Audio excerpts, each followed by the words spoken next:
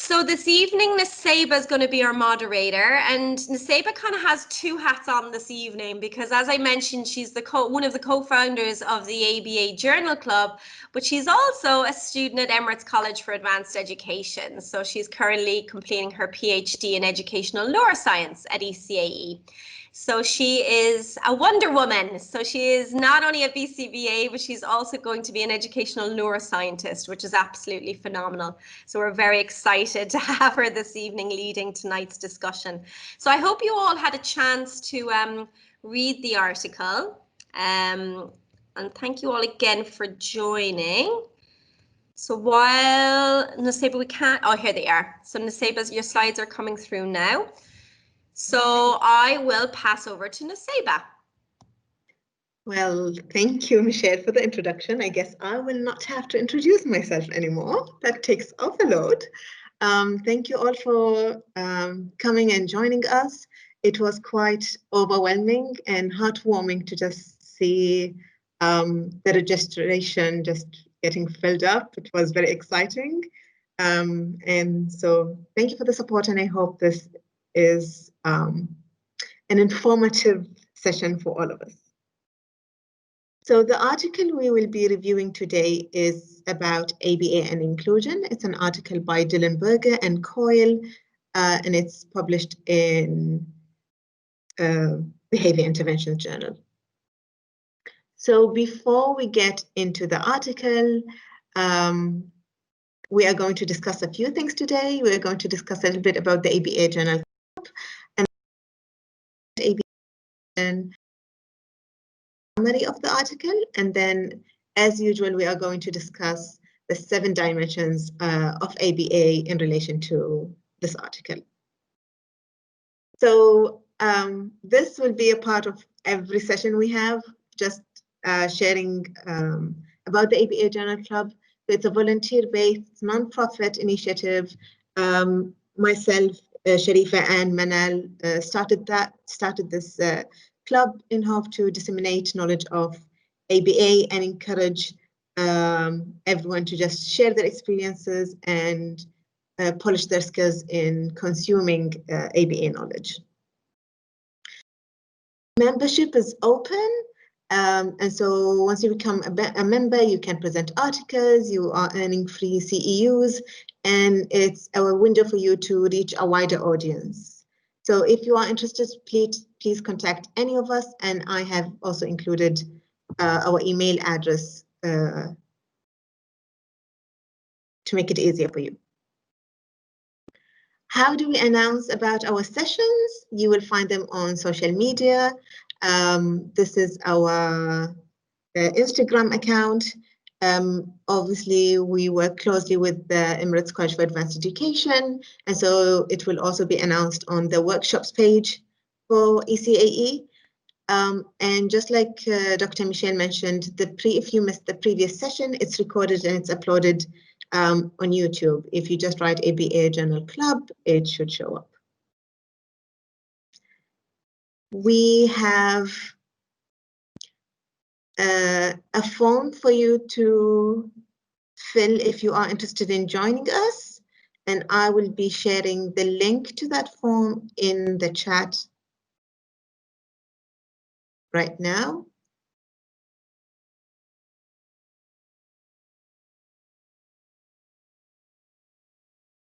So please, if you are interested, if you would like to present with us, let us know. So since Dr. Michelle introduced me and mentioned all of those, I'll just add that I currently work in Mohammed bin Rashid Center for Special Education, which is the New England Center. So why ABA and inclusion? Why did we choose this topic? First of all, in the survey we sent asking for your feedback, this topic came up, and it was one of the topics that we had considered addressing.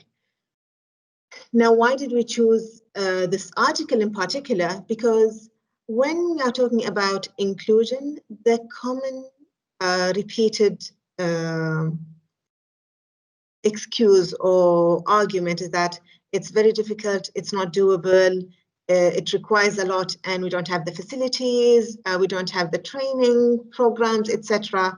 And so this article focuses on simple solutions, on simplifying and trying to make it easier to have successful inclusion. And it addresses also the question of, is successful inclusion attainable, or is this like an idealistic notion? So that's why we chose this article. So we'll start by the article summary. So the reason the authors, Coyle and Dillenberger, addressed this topic was because they were trying to find effective behavioral programs that can be used in mainstream schools that would address the time factor where teachers don't have time. And they looked at what typically is used in over like 16,000 with over 16,000 students, which is the class-wide function-related intervention teams program. This is a behavioral program, but it focuses on increasing time on task and decreasing disruptive behavior. But it doesn't really address inclusion or increasing inclusive behaviors. So that's why in this article, they are proposing a new strategy or a new behavioral program called the Good Inclusion Program. The Good Inclusion Game. So for this study,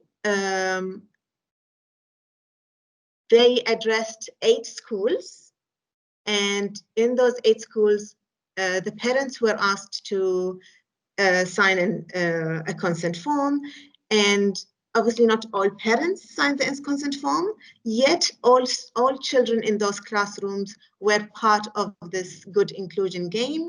The data, however, was only taken from students whose parents have consented.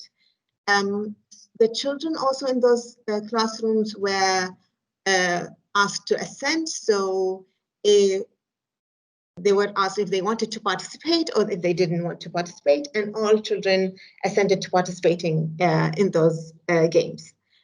Like I mentioned, there were 8 mainstream classrooms, and there was 1 special ed class.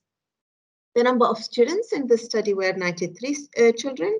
20 of them were students with special needs. Now, what type of special needs they had wasn't specified in this paper, but then this paper is a continuation of a previous paper in 2018. So the details about the different needs might have been mentioned in that article. The age group was 9 to 11 for the typically neurotypical developing children, but from the students with special needs, 6 of them were between 13 and 15, but they were at the same grade level or skills level. For social validity, a questionnaire was developed and given to all teachers to test for, to check about the aims of the intervention, about the social appropriateness of the procedures, and the importance of the outcomes. And out of the 11 teachers that were given the social validity questionnaire, 6 of them returned it, and they were all asked to return it sealed. The results of that survey showed that all of the teachers felt that the target behaviors were important and that the procedures used in those games that were actually the intervention, that those were socially. They felt that those procedures were easy to implement and didn't cause any disruption, which was a major concern for the authors, and that's why they were considering the Good Inclusion Game. And 100% of the teachers thought that the children in their classrooms enjoyed those games. And all of them said that they would use the Good Inclusion Game again. So what is the good inclusion game?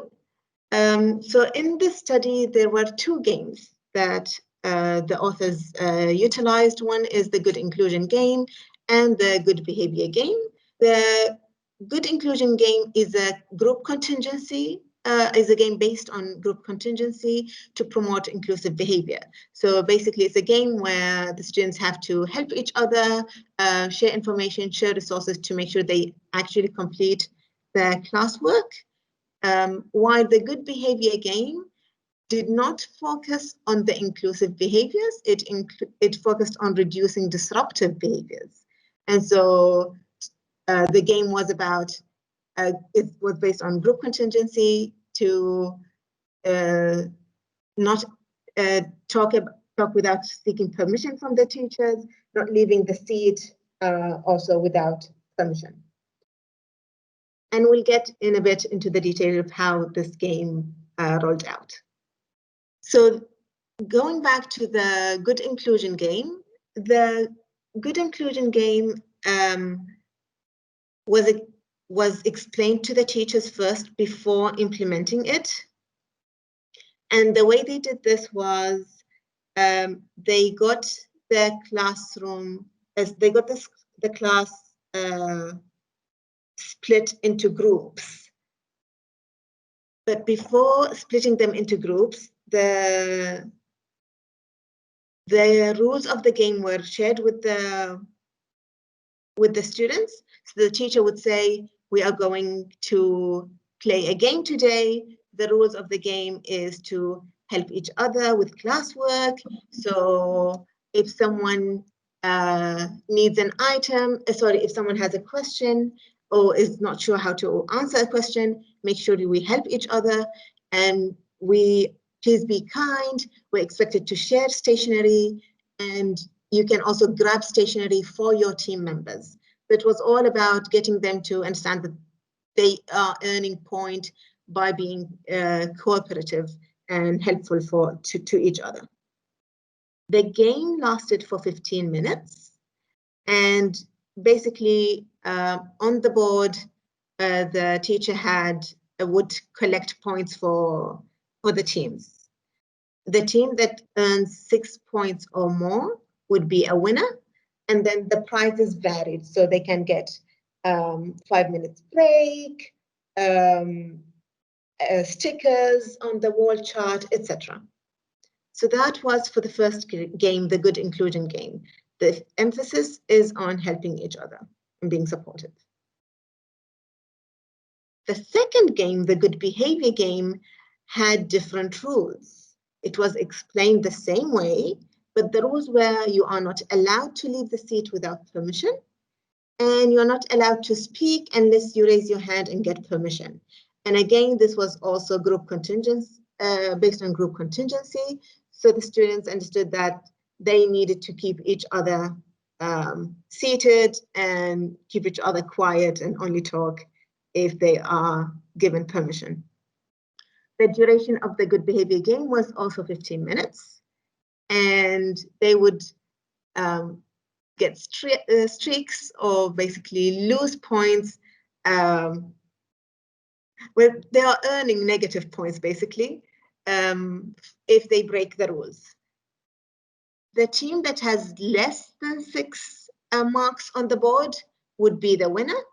And for the prizes, they were similar to the good inclusion game, 5 minutes extra of break or stickers, etc.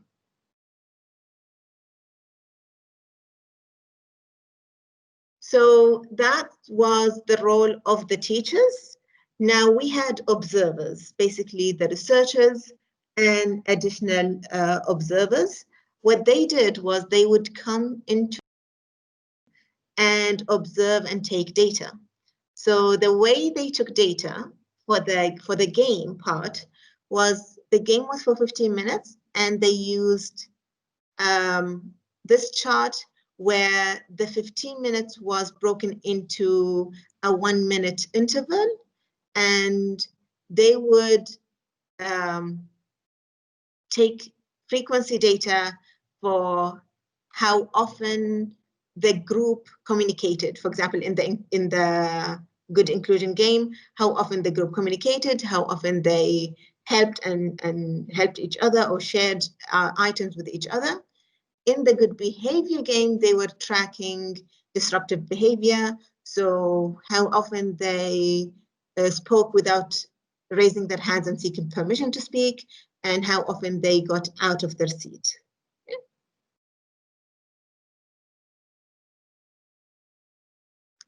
So the observers didn't just go suddenly into the classroom and start taking data. The way this was planned was the first 15 minutes, the observer will enter the classroom and the teacher would introduce the observer to the classroom by saying, this is so-and-so, he's here, for example, to see what we are going to do today. And the majority of those students are used to having observers, like teachers in training, etc., would come into the classroom and observe. And so they were used to having someone who doesn't belong with the classroom being present there. So the researchers incorporated a habituation period where for 15 minutes, the observer would just sit there at the back of the classroom and do nothing. Okay? And then after 15 minutes, the observation, the baseline observation would start, and it would last for 15 minutes. Once this is done, so half an hour had passed already. Now the classroom would be divided into two groups, like I mentioned earlier. And what they did was they assigned all students who had whose parents had given consent. They assigned them to group 1. And so data was only taken from group 1, and group 2 got the chance to benefit from the game, but no data was taken from the students who were in group 2. Okay? And group 1, the group that had the data taken or noted down, had at least one child with special needs. So once students were broken into two groups, obviously students had no clue that they were broken into two groups for a certain based on a certain criteria. Then the game started, and the game lasted for 15 minutes. Another thing that the researchers did was they divided the classrooms. So we had eight mainstream classrooms. 4 of them, so for example, classroom 1 to 4, the good behavior game on the first day, and then a day or 2 days later, they did the good inclusion game. Okay? And those games were played in different subjects. So mathematics, art, and English were those subjects. In the other classrooms 5 to 8, they played the good inclusion game first on the first day, and then the good behavior game was played a day later or 2 days later. So basically the sequence was ABAC and here ACAB. Okay? And the reason for that was just to ensure that there was no carryover effect, and to see if one of them had a higher effectiveness than the other game. Interobserver agreement was also taken. So the researcher would be the main observer, and then we had secondary observers. They had 3 secondary observers. Those 3 secondary observers were PhD students or postdoctoral researchers. And they were seated at the back of the classroom and both apart from each other, but they were able to see the same view of the classroom to make sure that there are no confounding variables to affecting their data collection. Now, typically, An easier way of taking IOA data would be just to record if the behavior occurred or didn't occur during intervals. I added this as an example. Oh, sorry, as an example. But in this case, in this study, they were also taking frequency data, how often the behavior was observed. So that would be the behavior of sharing or helping each other for the good inclusion game, and getting out of the seat, speaking without permission for the good behavior game. And so the behaviors were tracked, and the agreement was defined as that both the main observer and the secondary observer should have the same frequency. If they did not, then that would be, qualify as a disagreement.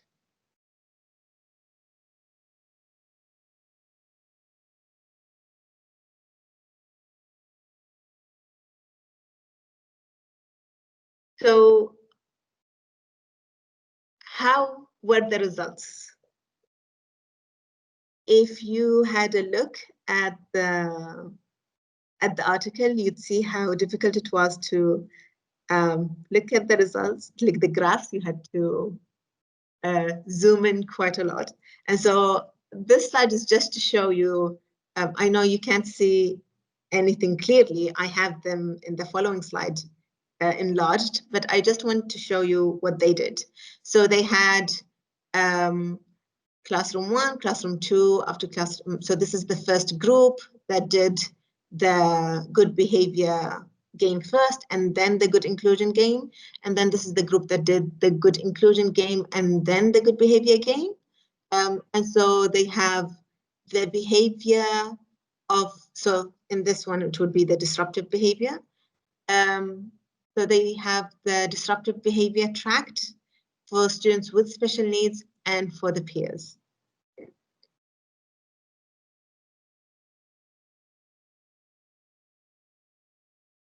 Okay.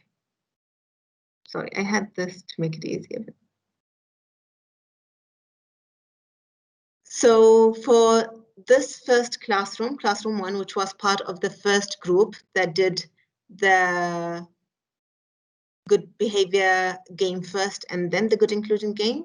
And the behaviors here that we can see is, for example, this is speaking out, the black dots, the black lines. The interrupted lines are, just one second, getting out of their seats, and then the gray line is them raising their hands. So for the children with special needs, we can see here that they had, so they had in their baseline, they had, well, I wouldn't say high, but they had behavior of speaking out. But then when they started implementing the good behavior game, that behavior dropped, the behavior of speaking out. The behavior of getting out of their seat was only seen at the beginning, and then it disappeared, and we didn't see it also in the good behavior game intervention. Now, when they did the good inclusion game, this behavior, the disruptive behavior, wasn't seen at all for children with special needs, okay, or children with determination. For the peers, so neurotypically developing students, and again, just a reminder, those are students whose age are like between 9 and 11. So we have high behavior of speaking out, getting out of the seat is not that high, but then the behavior of raising their hand was at 0 in the baseline. In the good behavior game, we see that the behavior of raising their hands increased and the disruptive behavior decreased. In the good inclusion game, we see in the baseline, we see the behavior of speaking out, but then none of the disruptive behavior was observed in the good inclusion game. Now, interestingly, the hands up behavior is also not observed in the good inclusion game. And I will leave that to the discussion for you guys to see what did you think about it? Why do you think that was?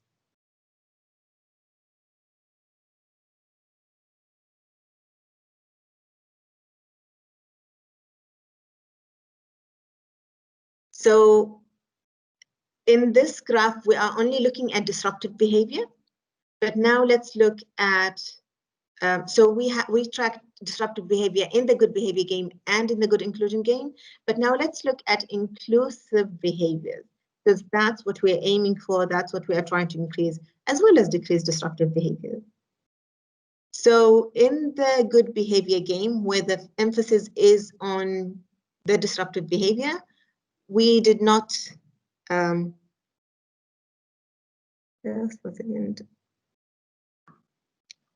so the interrupted dots are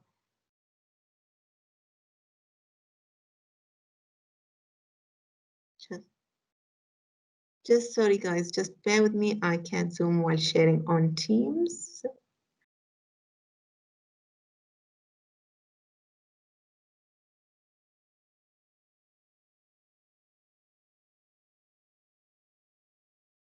So the interrupted dots is responding correctly to target child, so the child who asked for help.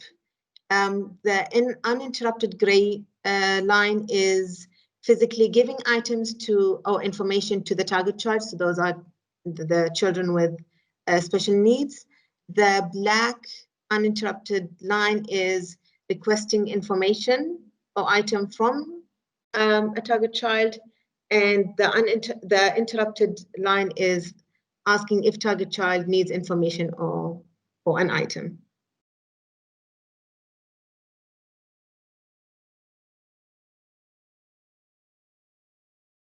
So we can see in the good behavior game, we didn't see any of those inclusive behaviors. But in the good inclusion game, those behaviors from children with special needs were high. For the peers, they also were high compared to the good behavior game, where it did not occur. None of the inclusive behaviors occurred.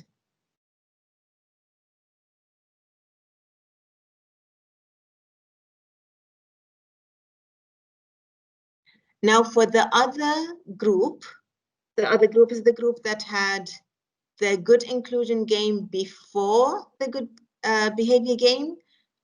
We saw that they had the disruptive behavior of speaking out, and then it dropped in the intervention of good inclusion game, but it did not disappear. In the baseline for the good behavior game, it was also high, and we also see the behavior of getting out of the seat. In the good behavior game, we see the behavior of speaking out without permission, and we also see the behavior of raising their hands. And this is again for students with special needs. Now for their peers, we can see it was the disruptive behavior of speaking out was high, but we also have the behavior of raising their hands. In the good inclusion game, that the speaking out behavior dropped, and we see some of the out of seat behavior. In the good behavior game intervention, we see that the behavior of speaking out was high, especially compared to the other group that had the good behavior game provided first. And we also see the behavior of raising their hands.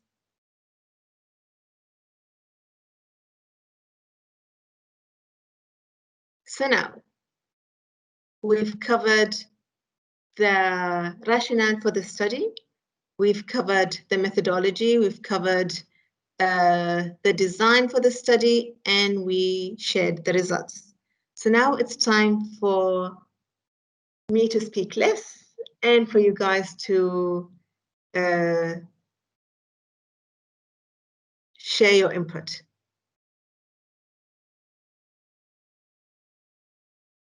Before we start covering the 7 dimensions of applied behavior analysis, does anyone have any question or wants me to repeat any part of the study before we discuss?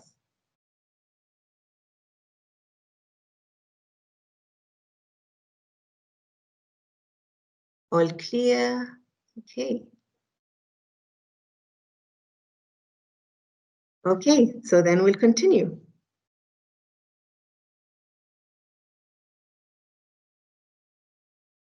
So if you were with us in the first session, the way we planned the discussion is, now that we've summarized the article, we are going to discuss it based on the 7 dimensions. The goal of this, of incorporating the 7 dimensions or discussing the article based on the 7 dimensions, is just to build that habit of keeping those dimensions in mind when we consume any article, and hopefully this will end up being our habit when we are delivering our services, just to be very reflective in our conception and in our delivery of our services.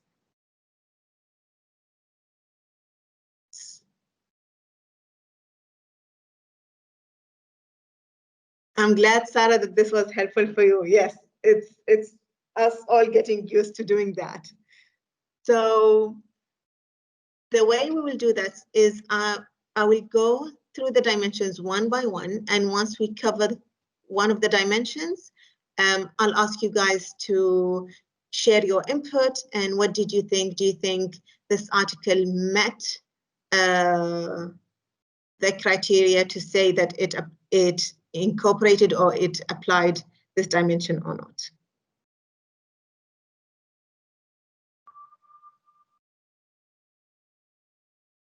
So the 7 dimensions of ABA are generality, basically generalization, effectiveness, technological, applied, conceptually systematic, analytic, and behavioral. And apologies, guys, just 1 second, allow me to close the window.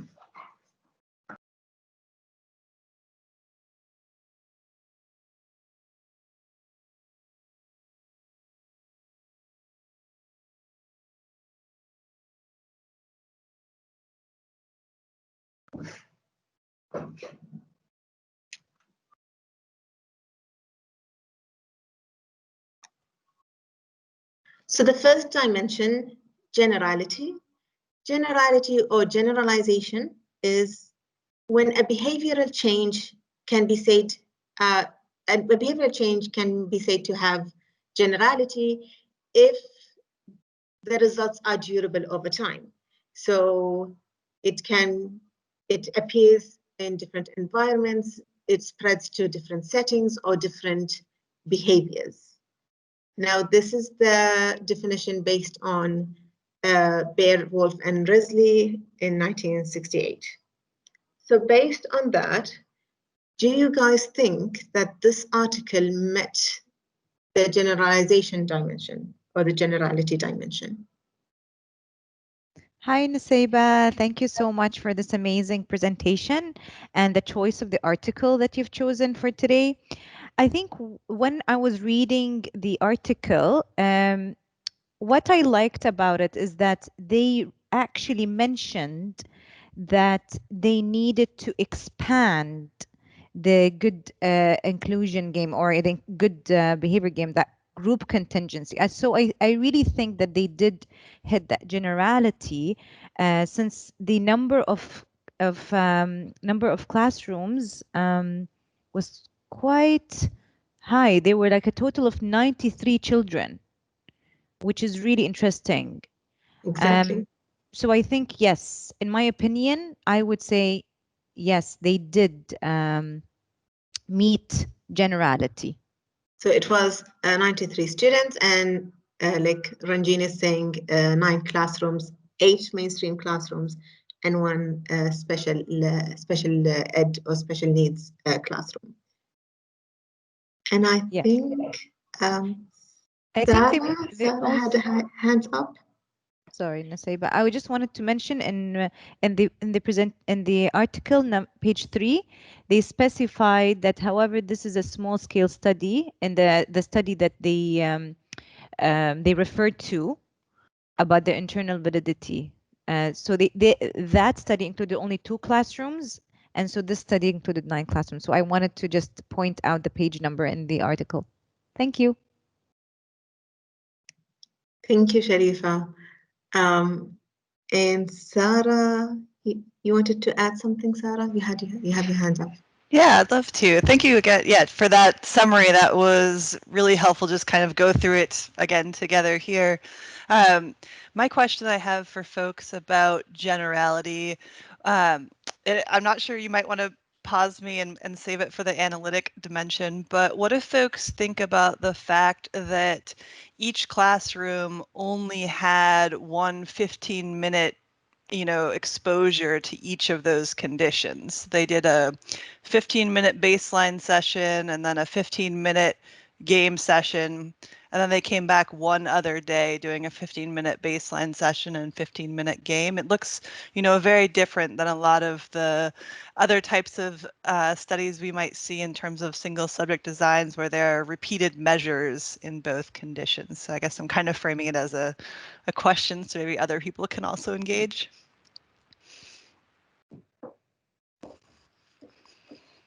Talina, you wanted to say something? No, this is a great question. I just wanted to add something else besides that. So I'll be interested in hearing what other people will respond to this. But I agree that, Sarah, Dr. Sarah, that this is really an important research question in terms of methodological rigor and consistency over time as well. I don't want to specifically answer to that because I have other things. I want to hear what others have to say about this important question because, of course, the research informs our practice. And so we should not be jumping into conclusions too quickly without really analyzing the research methodology that was used and its applicability to the study itself versus applicability in general, which is an important thing to consider when we read articles.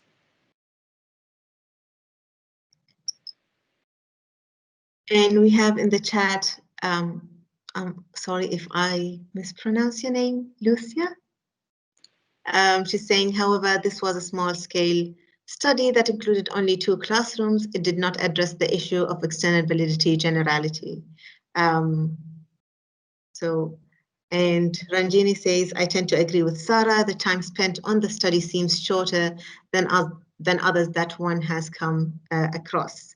So it seems more of us are seeing that as something to look into. Anyone else would like to add? Yeah, so for this one then, sorry, can I add one more thing? Yes, of course. All right. So to add to this conversation, when we talk about generality, we need to remember that it's across stimuli, it's across people, and it's across settings. So here we have settings in terms of classrooms, but I think, we need to think about, do we have it across activities? Do we have it really across the day with with several other instructors and teachers? Do we have it? So the stimuli would be probably the activities. So I think the setting would be in the classroom, in other types of classrooms in the school when the students move. So it could be art, it could be maybe a gym or anything like that. But anyway, it's something to consider, that it's important that it's demonstrated across these three domains. So I think it has merit. It's definitely the data for that specific study appears to be rigorous in terms of the outcome, and they have demonstrated, reliable and valid measures within that study. So it's a great study, and they've shown, differentiations and operationally defined the two target behaviors, which I think is the challenge moving forward, is when conducting replication studies or an extension of the study, operationally defining the target goals within those activities is going to be very important to do in order to have solid measures. But it's a great article, and I think it has merit, and I think it's worth considering implementing. It's easy, and it doesn't cost a lot of money and does not require a lot of training, and social validity was strong in both teachers as well as students who welcomed the researchers, which is really nice to see. And Sharifa, it seems like you want to add something. I'll just read the part on the chat if you don't mind before you share. Okay. Baby Linda is shared that it can also be across ages and not only limited to the age 9 to 15. Well, it was like 9 to 11, and then for the students with special needs, it was for an older age. And yeah, Misha is saying it's always great to see researchers assessing social validity. Okay, Sharifa, you can take it over. You wanted to add something? No, I just wanted to say to agree with Dr. Slim about this, because they also mentioned in their discussion that future studies should expand on this evidence to different educational, cultural, which is very important, and linguistic contexts, because I think it's very important to consider the culture of the classroom, the teacher that's applying the GIG, and language. I think that is also important. So I think they did mention that it's important that we expand for future studies. Thank you, Sharifa, for adding that. And Annie Kim is saying this is an interesting article and I really enjoyed reading it. For generality, there is no information about students' needs. Every child has different needs and strengths, so it would be a bit hard to be generalized. I totally agree with you. And the reason is, this is the reason why I mentioned towards the beginning, since this was a continuation of a paper in 2018, the details about those special needs might have been mentioned in that paper. So it would be also helpful to go and look at that paper if we are considering implementing this or trying it with our students. Thank you, guys. I love that we had a lot of input for the first dimension. Keep it up. So if you don't mind, I'll be moving to the next dimension. Okay. So moving to the second dimension, effective or effectiveness. Interventions are effective when they improve a behavior in a practical manner or a practical manner. If the application of behavioral techniques does not produce large enough effects for practical value, then the application has failed. Again, this is based on how Baer, Wolf, and Risley defined effectiveness. So in light of that, did you think that the intervention in this article was effective, whether it was the good inclusion game or the good behavior game?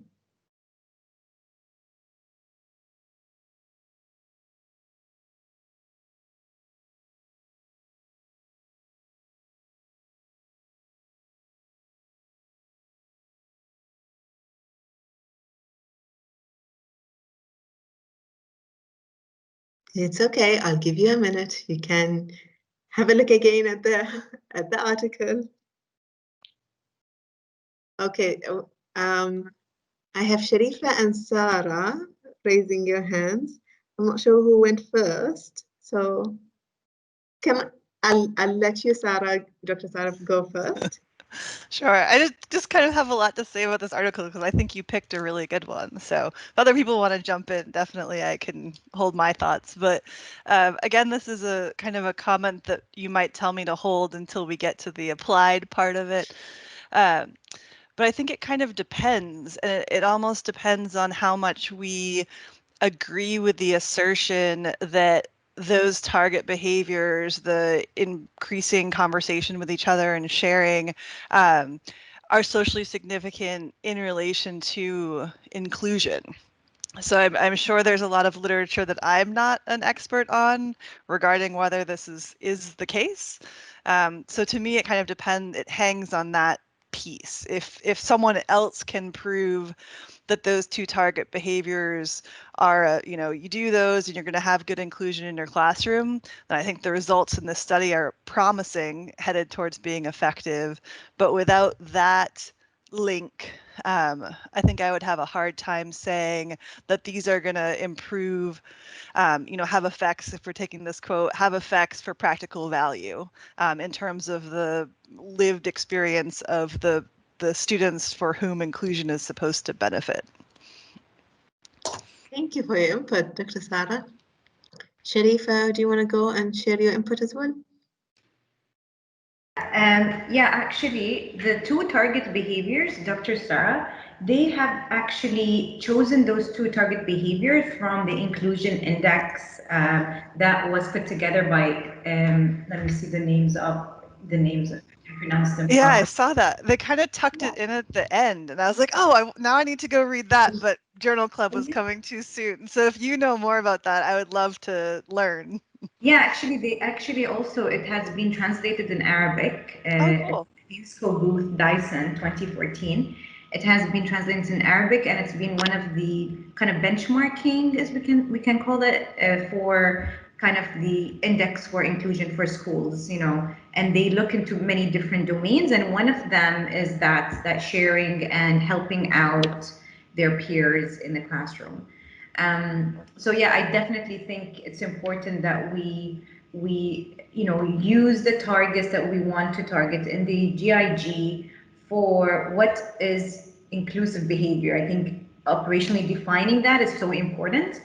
And I think that was also mentioned why they chose those two targets in the study, because they connected it with the inclusion index. And I think it's let me try to find the inclusion index and share it, so that maybe someone will be interested to read more about that one. Yeah, if you can throw that link in the chat or a direction, that'd be great. Thank you for that, Sharifa. And Dr. Lena, you also had something to add?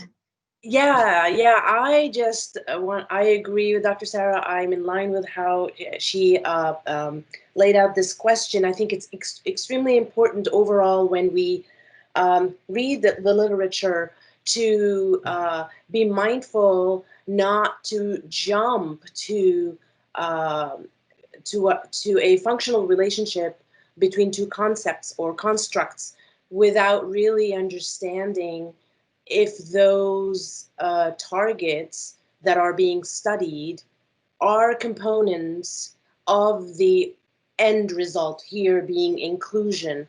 So when developing questionnaires or item related, there's something called interreliability within the items that come together and interact in order to have a construct called here, for instance, inclusion. So it's an interesting theoretical conversation or question to have in terms of whether selecting a few from a group changes the outcome or not of a construct. So this is why we need more research, and this is why defining maybe other items from this questionnaire and selecting those to study those to see if similar results happen. Again, this is an exercise that we all engage in because it makes us think critically, and we need to do that, of course, when we read the literature, so that we're not just enamored by outcome and then inappropriately or inaccurately or not practically apply them properly. So I think that's a great question. And but for the selected items in this article, it appears that there was a functional relationship. Now, the overarching question is, are those two items enough and to lead and improve this inclusion construct? So it's a thought. Thank you so much, Dr. Lina. And Ranjini in the chat was mentioning something similar, where she was also saying, sorry, I'm not sure if it's she or he, so sorry about that. So, but Ranjini was saying those two games, for example, the good inclusion game and the good behavior game, seem to have different outcomes. One seems to promote inclusion, the other is reducing problem behavior, so they seem to be mutually exclusive. Here's a thought again. When I looked at those, I was wondering where the good behavior game was used to see if disruptive behavior gets reduced, then maybe this can help the teacher address the needs of students with special needs who are in the classroom, instead of having that time just spent on taking on the whole responsibility of managing the classroom. So it's more like half of the work is now on the students, and now the teacher can divide her attention on the students more. Again, it's just the thought. I'm not sure. And Sharifa sent the index.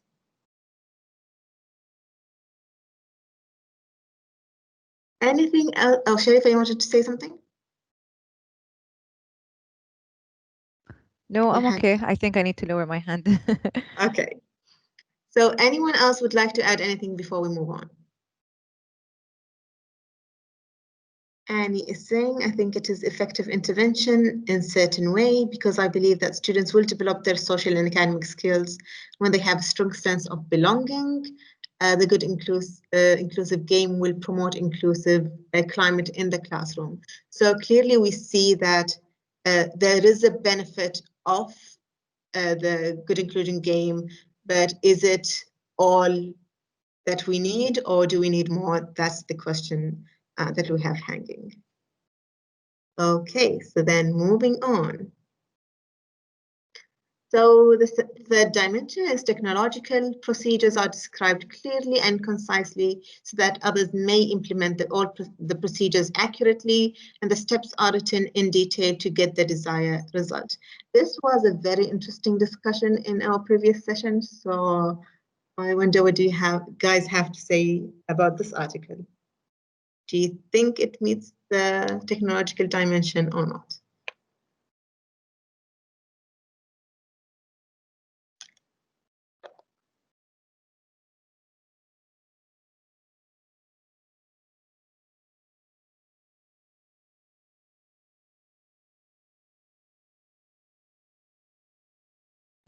I mean, if I can add, if I took this now and I want to implement this in one of the classroom, I think I would feel I can, because it's like stated step by step what to do in the materials in the articles.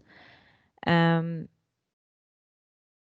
I definitely maybe need some more kind of information in regarding to the behaviors that I'm looking for. More, the definition has to be more clear, I think, in my operational definition of those behaviors. Yeah, I think it needs to be more clear about that, like what is helping and sharing, and of course we're talking about COVID, no sharing nowadays, so maybe we need to define a different behavior.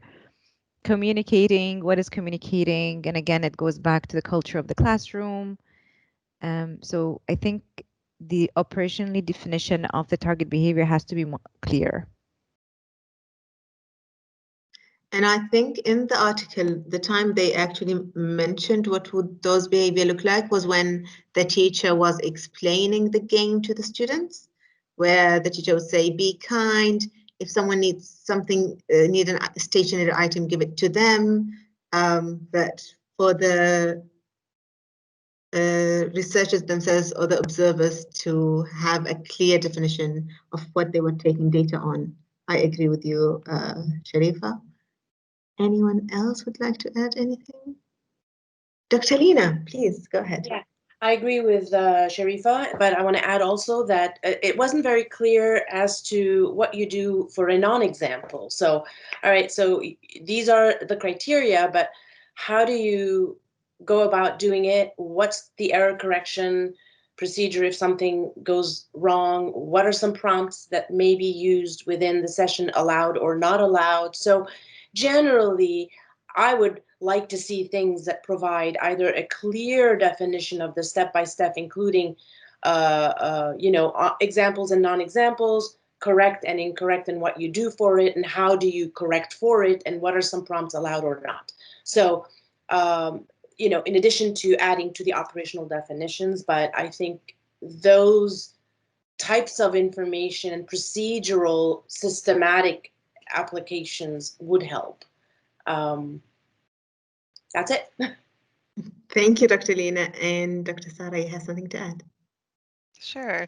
So one of the ways that I always kind of check on the technological definition is actually by going to something that is often, skimmed over when you're trying to get to the main points of the article. So I go straight to the IOA and see, were their definitions at least strong enough that the researchers were able to measure the same behaviors.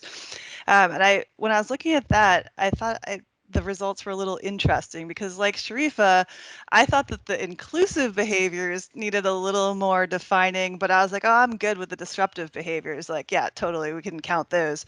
But then you go look at the IOA, and the IOA for the disruptive behaviors was actually really low, lower than what would normally be considered acceptable in a single subject research design where this is measuring our reliability. So I agree that I'm not sure what the problem was with those definitions, but those definitely need to be tightened up. And then inclusive behaviors, they seem to be agreeing on, but I would be a little curious to see some more replications of that as well. Thank you, Dr. Sarah. And Sharifa, do you have something else to add? Or you forgot your hand up? You did, okay. Sorry. That's fine. Ranjini is saying, also there was no information of the accommodations required for the children with disabilities in the classroom. And this also goes back to how we don't even know what were those, the nature of those special needs that were of the students in the classroom. So a point that, does anyone have anything else to add? No, okay.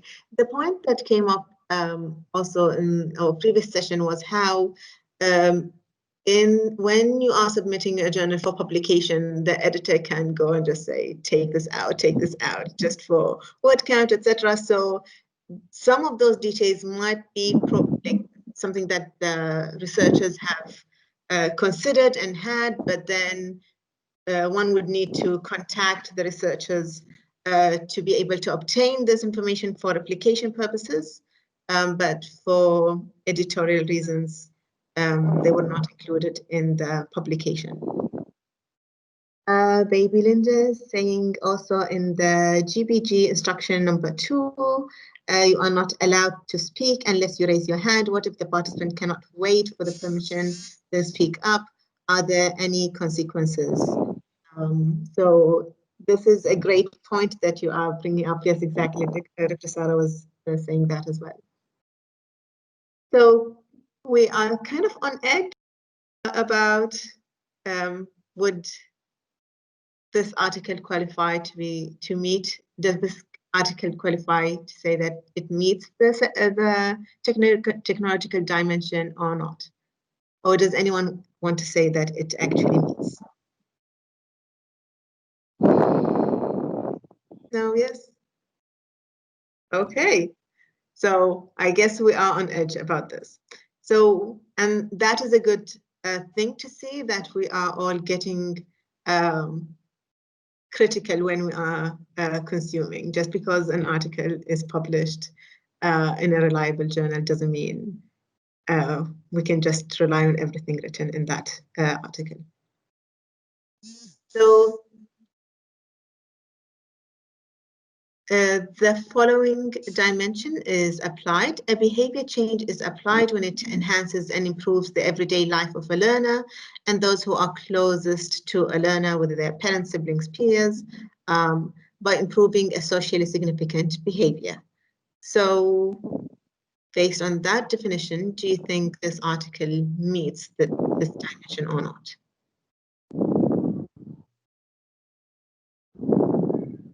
Yes, we are all skeptical readers. So my lovely skeptical readers, what do you think about the applied dimension?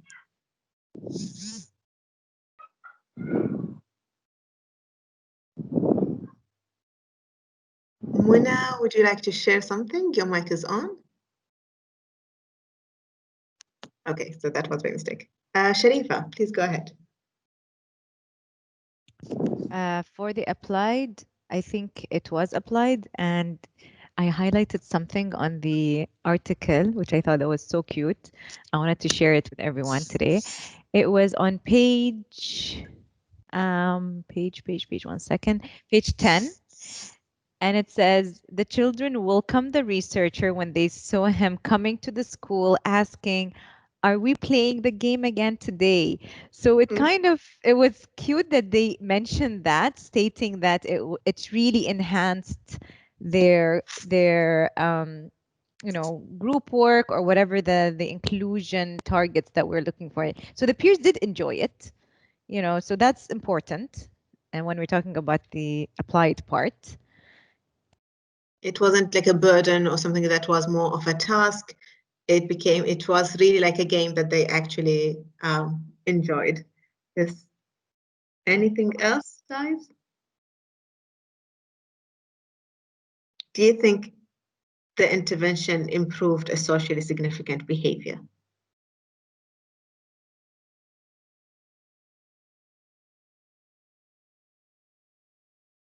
Yes, Dr. Sarah. I don't know. I feel like for any of these, I'm like, is it in this dimension or is it in this dimension? But something maybe to bring up for discussion is something that I really liked about this article and the way to look at inclusion is that we're not focusing on the behaviors per se of the individuals who are diagnosed with special learning needs or people of determination, but rather the focus is on the community at large and our ability to welcome in and include everyone. So I just liked the flip from a lot of who the focus, like whose socially significant behavior are we changing. I liked the flip that they had in this article. That's a great point that you are bringing up, that yes, we typically tend to focus on who we think are at a disadvantage. And so in this article, yeah, it shows you the benefit for both groups. Ranjini is saying, definitely applied as the intervention helped reduce barriers to learning and inclusion. We saw more cooperation in the classroom. And the teachers did say that they thought or the students enjoyed it and that they intend on using it more often. Anyone else would like to add anything?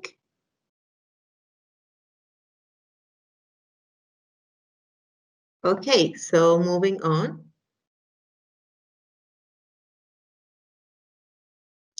Was this article conceptually systematic? So we can say that an intervention is conceptually systematic when it's consistent with the principles in the literature and research, where we are using research-based techniques and we're not using shortcuts in the teaching methods. So was this article conceptually systematic?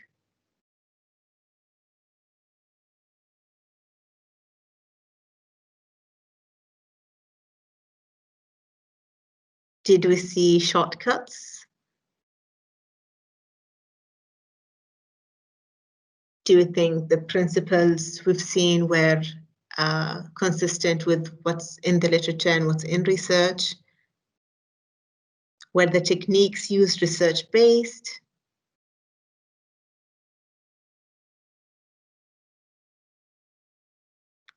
So both games were based on group contingency, which is based on the principles of applied behavior analysis. It's a well-researched strategy. And so in that sense, we can say that it is conceptually systematic. Anything you guys would like to add? Yes, Dr. Sarah? Again, if other people want to talk, you can just No, jump please in. go ahead. Jump in before I I think do you start and then everyone just gets the courage to continue. I think you got it there, and we agree that the basics, the components of the good behavior game are all conceptually systematic. It's an interdependent group contingency.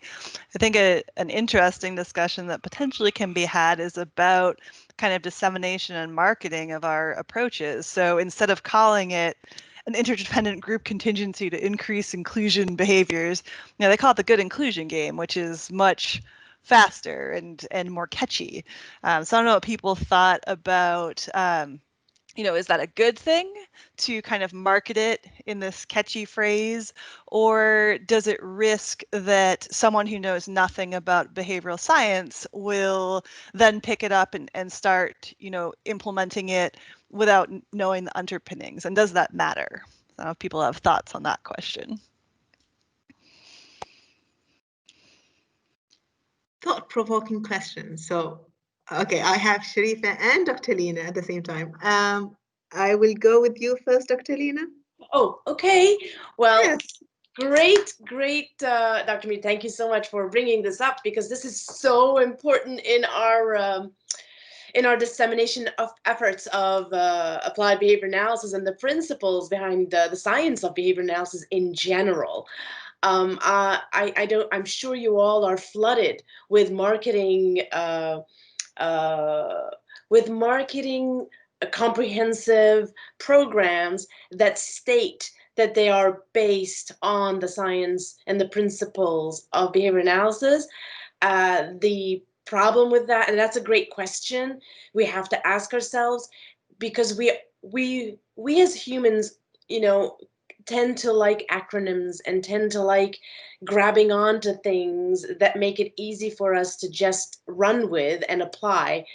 The challenge with that is, as it is shared and as people start only thinking of the acronyms and the what it means, it becomes itself a theory, and the underpinnings become diluted in the application.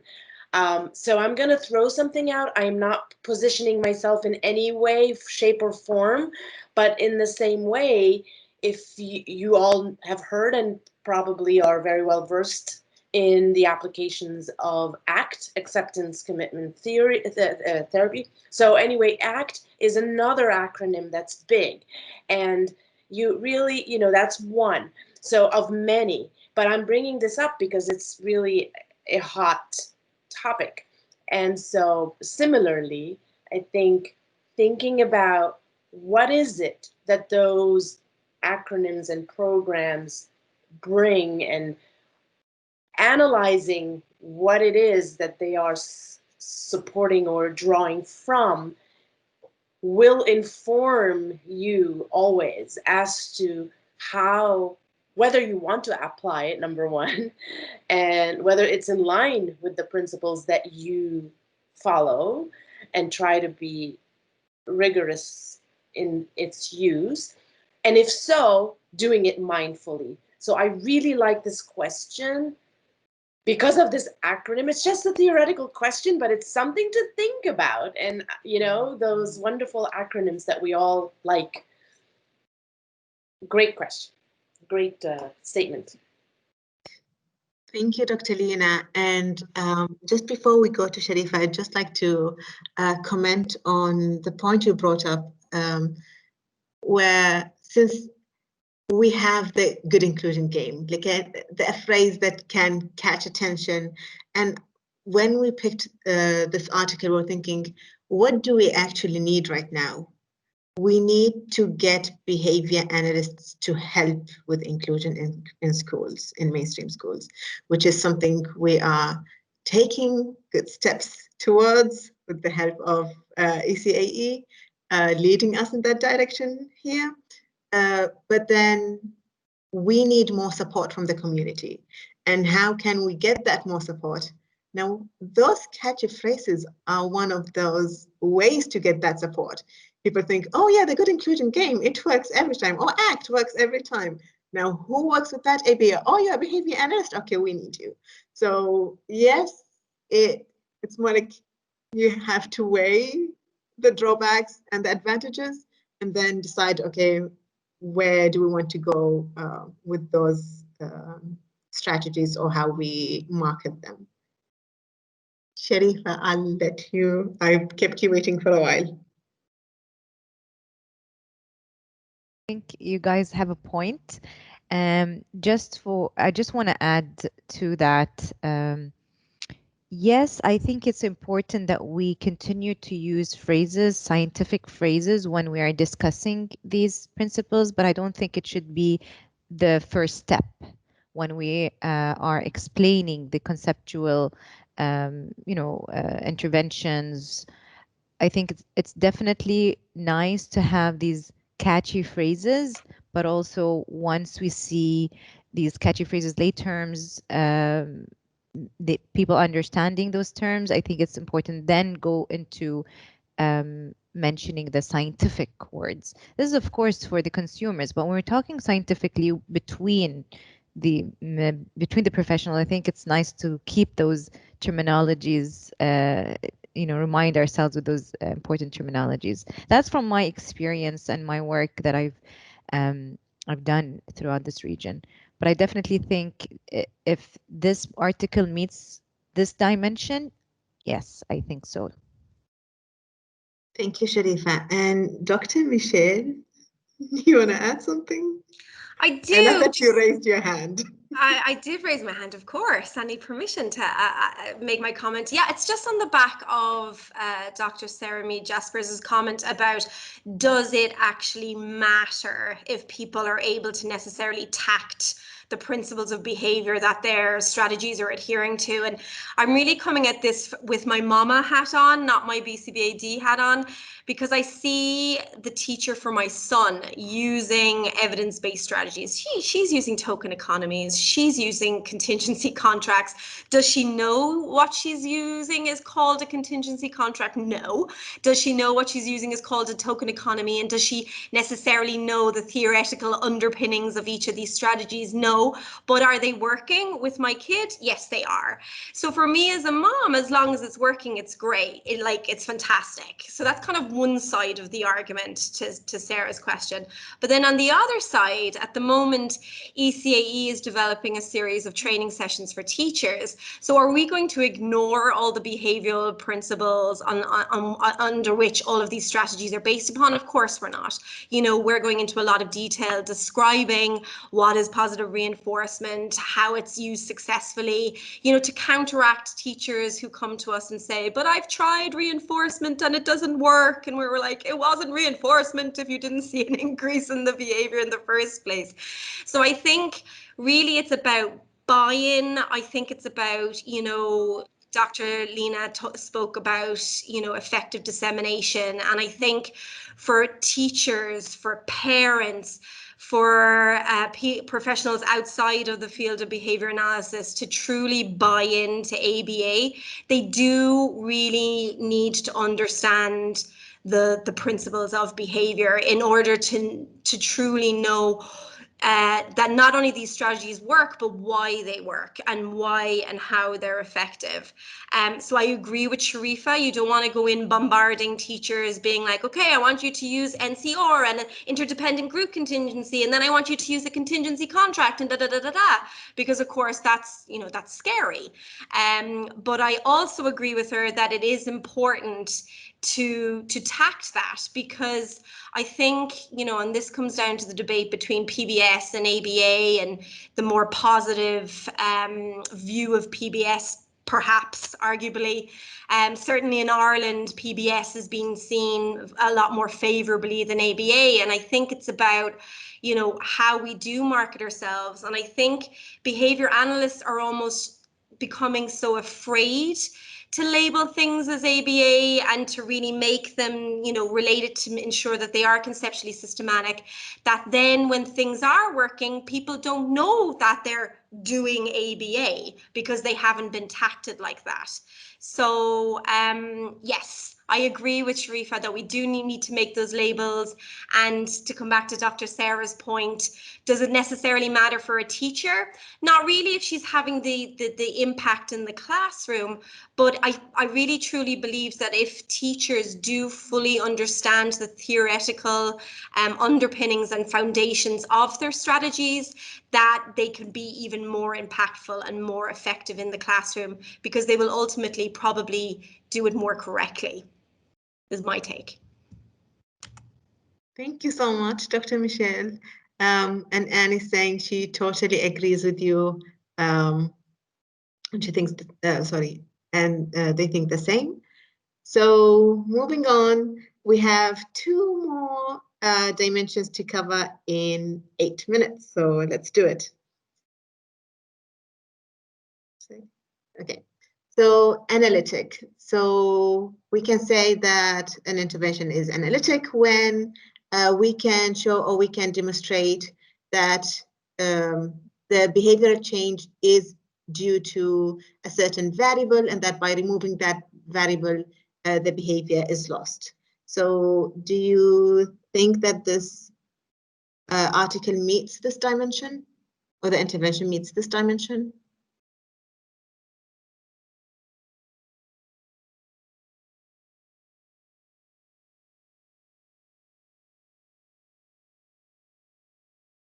So I don't know if you guys remember the graphs, or if you read the article, you remember the graphs where they had the baseline, then they had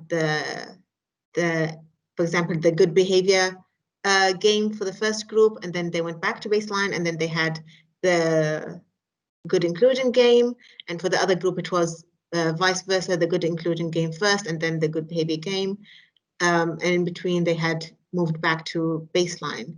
So based on that, do we think this meets the analytic dimension? So Babylinda is saying yes, analytic, and Sharif is saying yes, it is analytic. Okay, so we are going to move on to the last dimension. And Annie is also saying yes, I think so. So the last dimension is behavioral. So the behavior chosen should be observed, measurable. It's a behavior that we can easily observe and measure, so we can say if it improved or it did not. This is something that we already started discussing. Dr. Sarah was very passionate about discussing it, as well as Dr. Lena. So what do you guys think? Can we say it's behavioral, or we can't say that it is behavioral?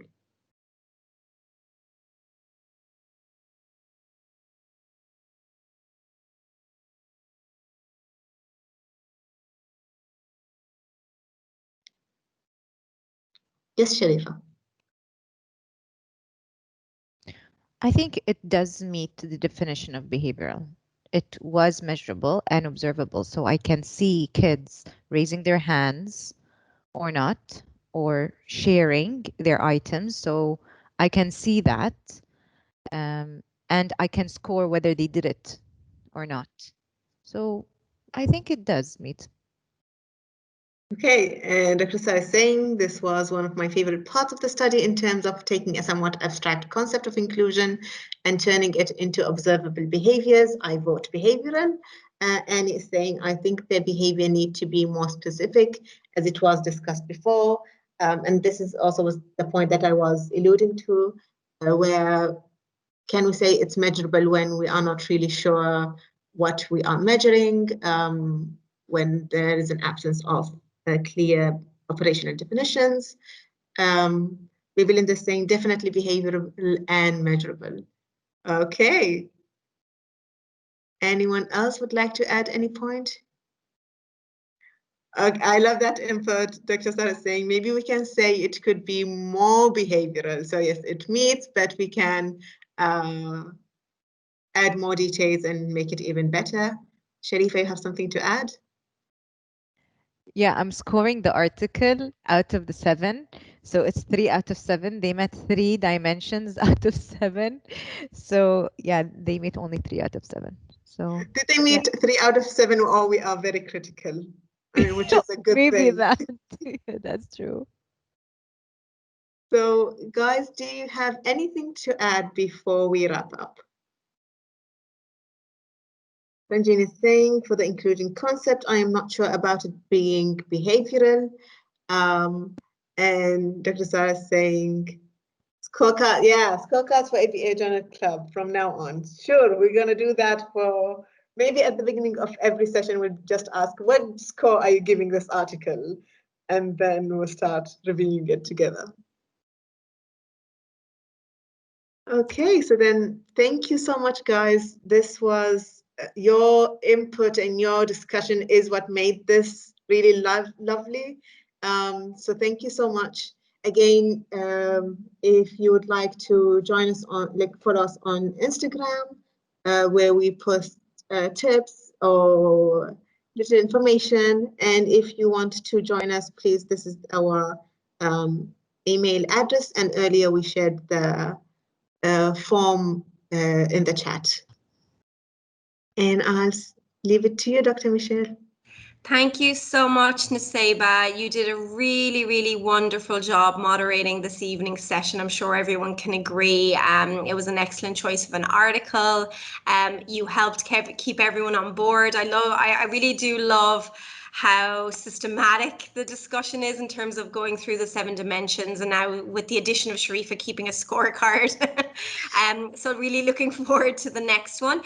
Just to draw your attention, please, to the chat where I've put a link to get your CEU cert. Please be patient. It will take a few days for you to get your certificate. And I've also put a link for a survey, an evaluation survey. And I really do strongly encourage you all, please, to complete that survey. It will only take a couple of minutes of your time. And you'll notice that at the end of the survey, there is space for you to leave some comments that we could potentially use as for our social media. These comments, of course, will be kept strictly, or will be, you will not be identified. So we would really appreciate your feedback. And as Nusaibah said, that there was a link to our form for the next events, and I'm going to send out all the resources and materials and links that were shared this evening, so you can expect an email tomorrow. So thank you again, Nusaibah. Really appreciate it. It was a great event, and we look forward to the next one. Thank you all. Have a lovely evening.